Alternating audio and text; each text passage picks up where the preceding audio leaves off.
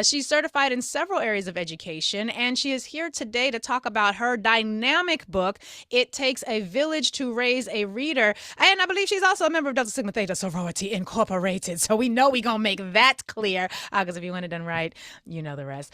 Dr. Blanton, it's a real pleasure to have you here. Thank you so much for being with us today. Oh, thank you. Thank you. This is a treasure. This is a blessing. I am so happy to be here. Thank you for having me. Absolutely. I got to be honest with you, Dr. Blanton. We have been focusing on education for liberation since this show started. This has been one of our initial segments.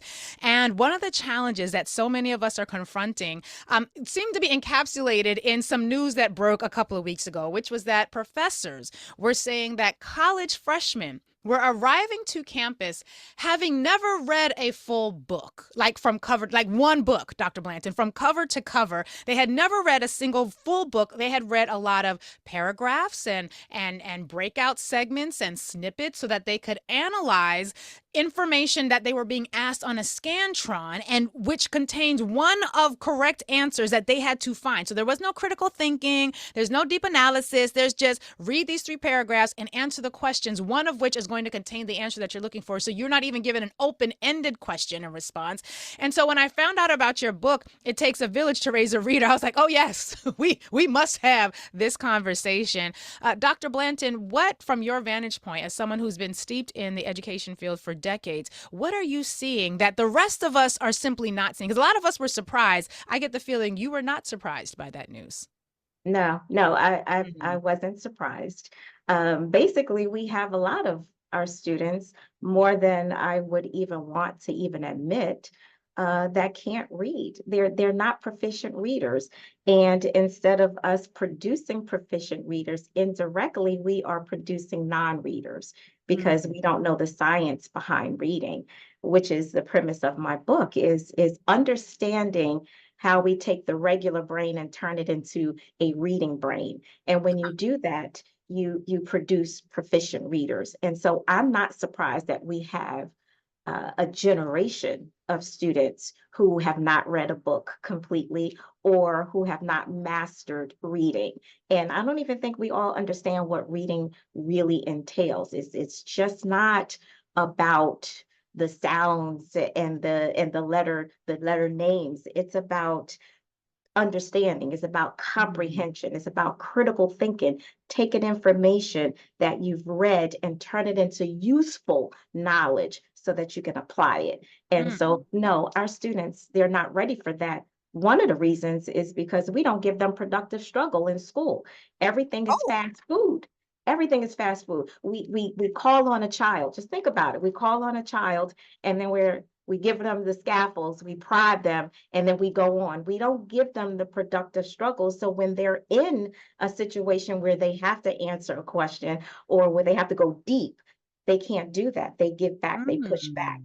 That's not how the brain works. Now, you said, okay, so first of all, these are what we call mic drop moments, as the kids say. This is the got receipts. You said early, you said the science of reading, followed by a phrase that I think was turning a regular brain into a reading brain. In addition to the other things that I want to unpack in just the first answer you gave us, what do you mean by that, turning a regular brain into a reading brain? What does that mean? Right. So reading is all about the brain. And that's why I say it takes a village to raise a reader. It's all about the brain. The brain was not developed for reading. Different from language and walking, you can put a child in a room full of people who are talking. And because the brain is designed for language, the child will learn to speak without you teaching the child how to speak or to walk, Huh. for that matter. But for the brain, you have to teach it. It rewires itself so that we can read. We were not, our brains were not developed for that. We've only been reading for about 5,000 years. We've been speaking for much longer than that. So the Huh. brain, in its fantastic way, it rewires itself to read. And if you don't understand that, you're not going to be able to teach children how to read proficiently. You know, this reminds me when we first had our son, my brother-in-law once said, y'all got to be careful what you say in front of him because he can understand you. And we were like, he's 3 weeks old. And my in-law was like, nah, son. He's like, he was my husband's older brother. He was like, I'm telling you, they can understand you and words before they start speaking the words because all they do is listen. And I didn't get it, but he scared me enough that I was like, all right, well, we only going to speak life into this child. But the idea that there are some things that have to be taught in a particular way versus others that don't, you're going to learn how to speak whatever language is being spoken around you. And no one had to sit me down and say, Lurie, water or book or mama. I mean, they did do mama, mama, dad, dad, dad, dad, but that's because they wanted the vanity of having that be their first word. But the idea that learning to read is a skill that human beings they aren't necessarily born with in the same way, that is fascinating to me. And it makes me wonder if this is why when we talk about hieroglyphs and symbol systems in the continent of Africa, it wasn't words, it was symbols that meant concepts as opposed to a word that you were reading in from left to right in a book. Does that make any sense to you? I don't know if my question Yes, is all over the place because yes, my we're brain is born bugging to right now. see faces, we're born to see images, but we're not born to recognize words. So what the brain has to do, it has to rewire itself. And then there's a place that's, reading is in the left brain, and there's a place, it's called the letterbox, that will appear on all proficient readers. You can see it in the imaging screen. Oh. It appears in your brain and you can see it. That's where the words that we weren't born to recognize, but for automaticity and fluency, when we learn the code, when we break the code, when we learn the letter name and the sound, and we put those things together and we learn the word, that's automatic. That's what we want. And that Mm. triggers the letterbox in your brain. What that does is it shows up and it makes reading easier for us so that we Mm. don't have to use brain space to decode words. We use the brain space to understand what we're reading. And so that's what the brain Wow. is doing for us, and we don't understand that. And for that to happen, the science of reading we have to talk about it in the early years, from 0 to 5, as Mm. opposed to waiting until kindergarten. That's when we're 5 years behind. And then we're already starting kindergarten 5 years behind. Okay, now hold on, because you right now if my mom is listening, she's like, I told you you have to teach the children early. Because Right. for us going to school at 5 years old, we knew my mom had she brought with her one of the Jamaican primers that she had learned how to read from when she was a little girl. So we were reading before we got to kindergarten and we were considered advanced. But I'm here, and in fact, I know that's a story for a lot, particularly of Caribbean children or children from African American households, like who have parents who have the capacity. They are showing up at kindergartens learning how to read. But you're saying when we are told we're advanced, what you're saying is no, child, you are right on track if you know how to read at 5. It's the other kids showing up at 5 who are just learning their letters for the first time. They're 5 years behind. Can you tease Yeah. that out just a little bit? Yeah. So language, right? Reading, you have to have language. So reading is a written form of it. And so from 0 to 5, actually 0 to 3, if you really want to get technical, that's when the brain is really right. It's growing.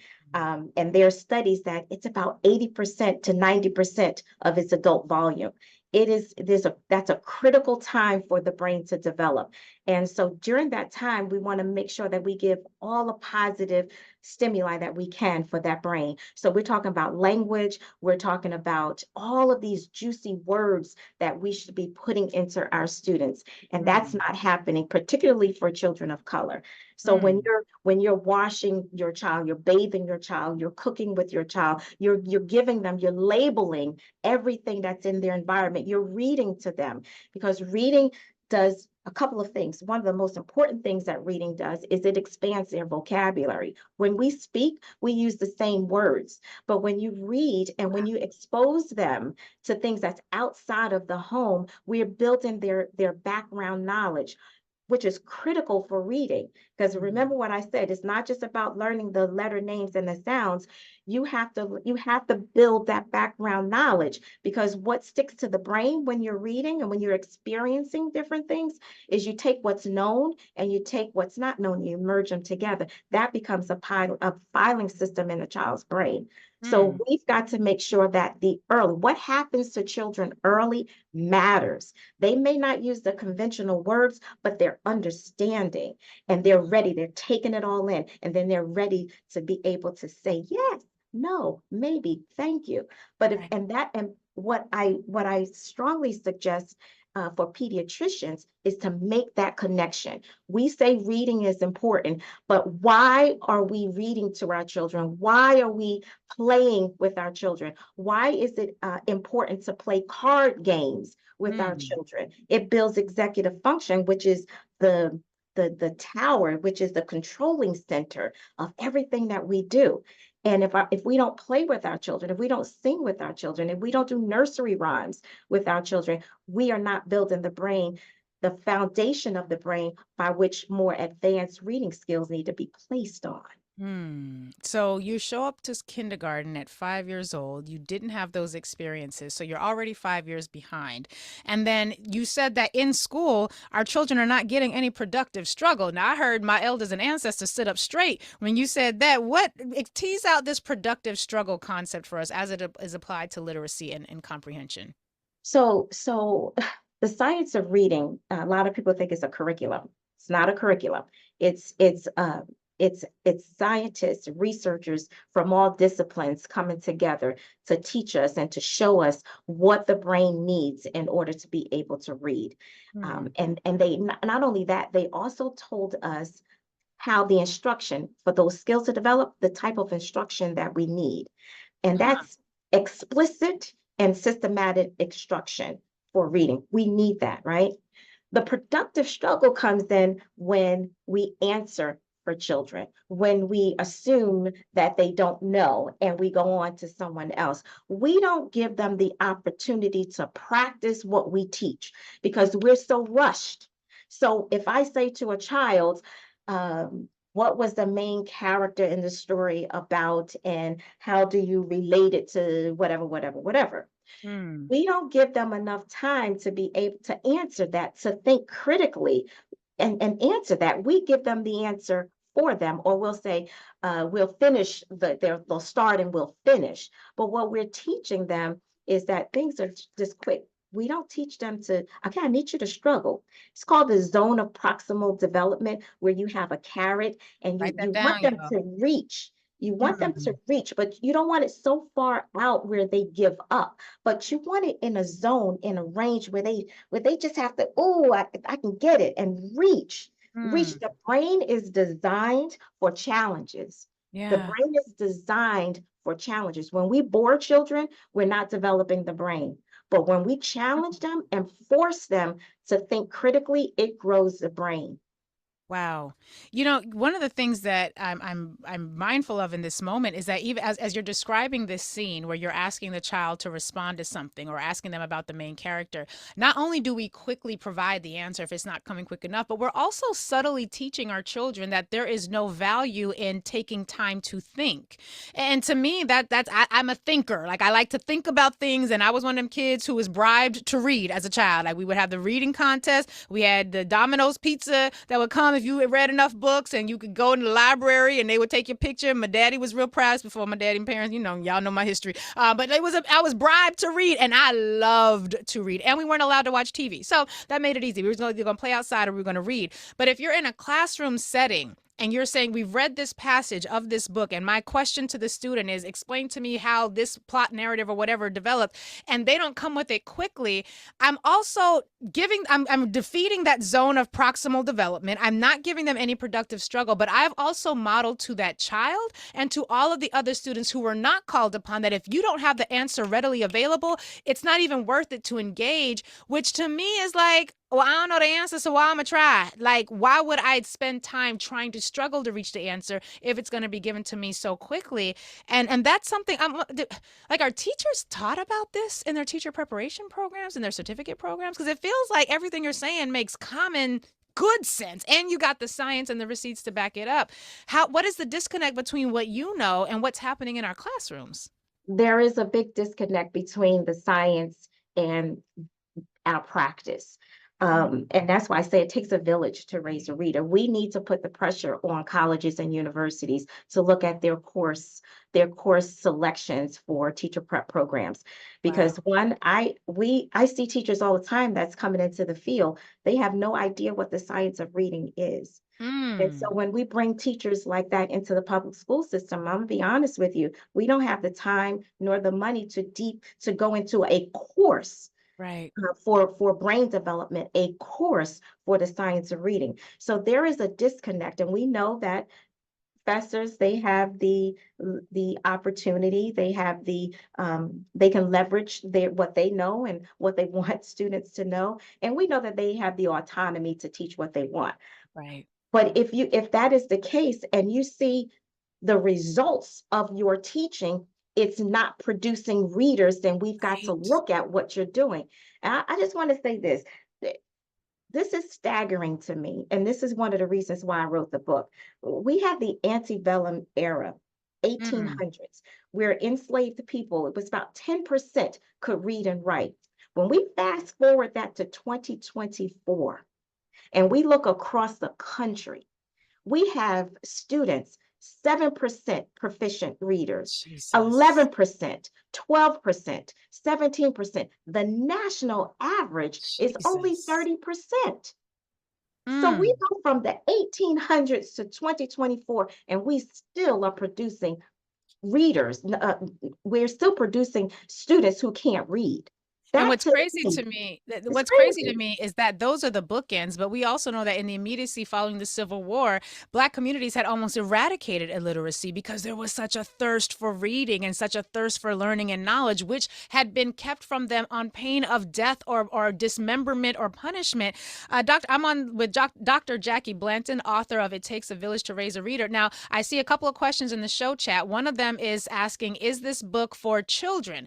They're looking to help their son with comprehension, but they're wondering if your book is more geared towards adults. Is this a book that is more towards the educators, the parents, the village members, professors? Who are the ideal audience for this book? So it definitely isn't for children.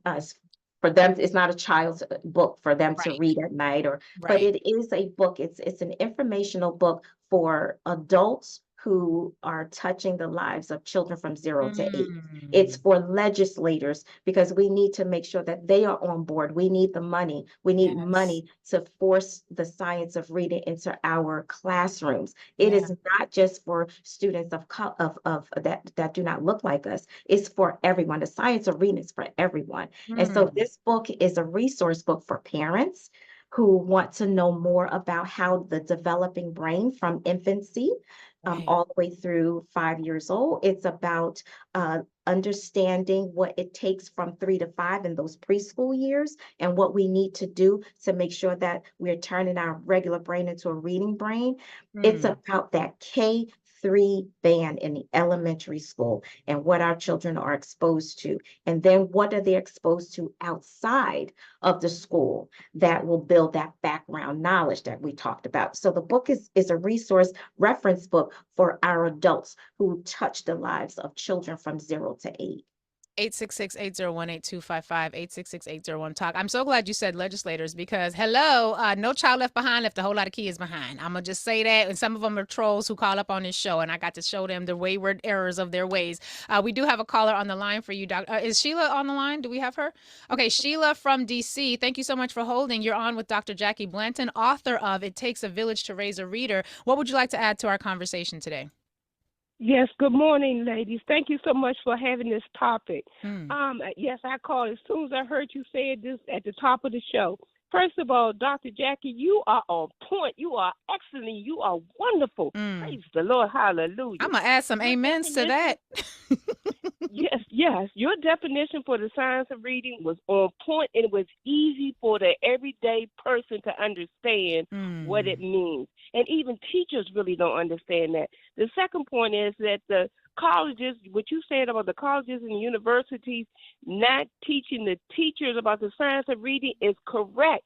So are the children supposed to learn if the teachers don't know? Right. You know what Mississippi did, and they redid their whole thing about the science of reading.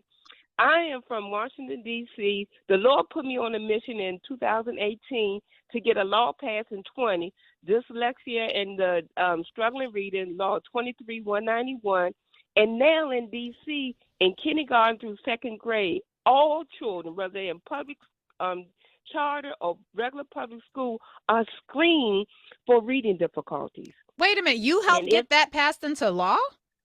Yes, ma'am. Yes, well, we ma'am, need to hold on. Round of applause. Round of applause. Round of applause. Yes. That's what I'm talking about, Miss Sheila. Thank you. Yes, ma'am. No, well, thank you for having this topic. And if I said, so I can say it now, bring this back again, but have a longer time. Because this is when you have an educated audience or in community, all this balance and all this other stuff will slow down or stop. So it's important that they be able to read. But anyway, because I got a look list real quick. The other thing is, okay, that's because I'm part of the co-founder of Decoding Dyslexia DC. But because of that, I am now called the branding ambassador for Black Literacy Matter. And we had our first conference in Omaha, Nebraska in April. We're going to have the second one in Omaha, Nebraska on March the 19th through the 21st in 2025. And I'm on my way tomorrow to Dallas for the International Dyslexia Association. So we're bringing it to everybody about the Black voice about dyslexia. And the Black community doesn't understand. Children with dyslexia, is 5 of them in every class, at least 5 out of every 20. And people think that they're not trying when they give you 500%. And since the people tell me you're not trying, then the child shuts down and gets behavior issues. So what this doctor is saying, she is on point. Yes, she but is. we need a national drive in order to change these laws and of course, vote. So Kamala will get into be the presidency, and the Department of Education won't go away. Listen, Miss Sheila, before you hang up, please give your information to Jonah. Call screener, Jonah, if you're call screening, please take Miss Sheila's information. I would love to have a discussion with you about the Decoding Dyslexia Organization and Black Literacy Matters Conference. Y'all know Education for Liberation is a 365 effort that it takes a village, as Dr. Jackie Blanton would say. So please give your information to the call screener. I would love to speak with you further. Dr. Blanton, I wanted to reference, and Percy, you've been on the line since the show started because you want to talk about how we better now than we were 4 years ago. Is this a troll situation? We're not dealing with that topic, so I thank you for holding on. I'm inclined to believe you are slightly trollish simply because you've been hanging on, but I don't want to say that because, but it's one of them things. But we're not talking about that today, but I do want to encourage you to call back tomorrow if you are sincere in these beliefs, because the way the troll's been acting, and we just, I don't know. But Dr. Jackie Blanton, when you hear that, when it comes to the effort of educators, of parents, of community groups, of school institutions, we are all, I think, in many ways feeling overwhelmed with the enormity of a failed education system. And I jokingly say many children were left behind, but it's sad and true that so many of our education systems are operating in ways that we know are not working. We know they're not functional, but we're just sort of the inertia of it just sort of keeps us going. When it comes to how we can disrupt this system, talk to us about what you would like to see. We know that this book is a fundamental part of it because you break down the science of reading, which, as you noted, a lot of educators simply don't know. But what is it that we should be striving for? Help us to understand what a vision that could meet our educational needs actually looks like, because when you're used to scraps, you don't know what it is to sit at a bountiful table. Help us to envision and imagine what that could look like if we were educating our children in ways that they actually deserve. Right.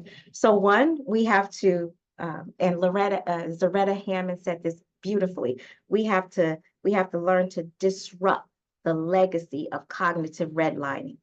That's the first thing. Wait. Hold on. Let us sit. Hold on. Let us sit for just a minute. Can you say that one more time? Because we have to learn to disrupt the legacy of cognitive redlining. Wow. That has plagued our kids for so long. It's too long. Right? We have to get up out of from that cloud, because reading is liberating. and it's powerful. That's why they try to keep it away from us. When you Yes. know better, you do better. So that's the first thing. We have to understand there is a problem. Identify the problem. And now what we need to do is we need to look at three things. We need to look at three things in order to change this narrative that we have. Y'all get your One, pens ready. Write it down. Number we one. we have to look at what happens to children before they turn 5. What Hmm. happens? They have critical periods for the brain to develop. And that's before they even get to kindergarten. That resume that they're building from 0 to 5, that resume is going to dictate whether reading is going to be a challenge or not when they enter kindergarten. Wait, So, hold on, pause right there. I'm sorry. Because when I think of resume, I think of things that I'm doing that are leading me to the ultimate goal of full employment and the ability to sustain myself. But you said our children are developing a reading resume, an academic resume before they're 5. So they or got they're 5 years of behaviors that are either going to put them on the path to academic excellence or make it more difficult for them to succeed there. Good Google Mugga. Okay, that's 5. Yes, Okay. yes, it is. That's Okay. because everything that's in their environment, everything they are impacted by it. The brain impacts it is absorbed by it, whether it's nutrition, whether it's housing, whether it's the criminal justice system when a parent is in and out of the system, whether it's getting the right types of food, whether we're talking to our children, whether we're exposing them to the things that we need for them to have that positive brain development, all of that is built in that resume. If they're reading to their children, if they're talking to their children, and that's for 5 years, that's before they even get to kindergarten. So Wow. that 5 year, that resume, when that child crosses the classroom threshold to go into kindergarten, that resume is going to dictate whether reading is going to be a challenge. Because I'll tell you one thing, kindergarten teachers can tell spot on in Mm, 2 days, probably the first day, what type of an environment that child is coming from. my God. And that's the first thing. The second thing that we have to do is we have to look at what's happening in K-3. Because you can Mm, have your children, they can be exposed to everything. Our children, they were exposed to everything. They were exposed to a lot. They were exposed to the letters and the sounds, and we took them every place. And now we're expecting them, because the research says if you have a positive experience, particularly in preschool, then you're on the road to read proficiently by third mm, grade. That is not the mm, case if we go into school systems that do not follow the science of reading. If we go into school mm. systems that do not start children where they are, but start them where the teacher want them to be, which is easier for them. Yeah. We have problems. We have problems, and we see it in first grade and second grade when children come into kindergarten and they're on the path of successful reading. Mm. But what happens is they start falling back.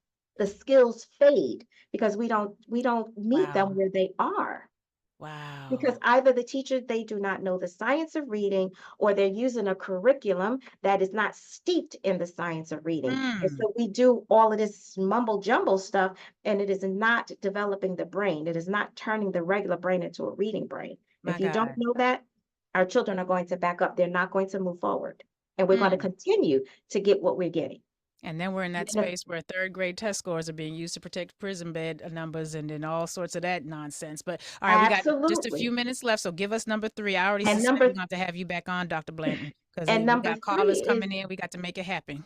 okay, no problem. And number three is we have to look at what the opportunities and experiences that children have outside, that they have access to outside of the school. Mm. Because as I said, reading is not just about the letters and the names, it's about building background knowledge.